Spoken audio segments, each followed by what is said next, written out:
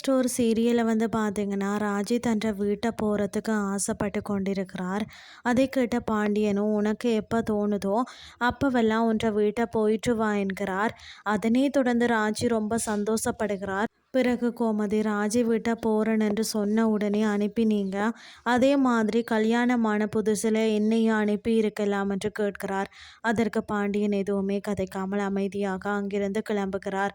மறுபக்கம் குமார் தான் செய்த எல்லாத்திற்கும் மன்னிச்சிடுங்க என்று சொல்கிறார். அதை கேட்ட வடிவு கோபத்தோடு, உன்னை பொலிசிட்ட பிடிச்சு கொடுக்கவா என்று கேட்கிறார். அந்த நேரம் பார்த்து அங்கே ராஜியும் போய் நிற்கிறார். ராஜியை பார்த்த உடனே வடிவு சந்தோஷப்படுகிறார். பிறகு ராஜியும் குமார பேசி கொண்டிருக்கிறார். அதை கேட்ட சக்திவேல் கோபத்தோடு அங்கிருந்து கிளம்புகிறார். அதை தொடர்ந்து செந்தில் சரவணனை பார்த்து, மீனாவை இனிமேல் அண்ணி கிட்ட பேச வேணாம் என்று சொல்ல போறேன் என்று சொல்கிறார்.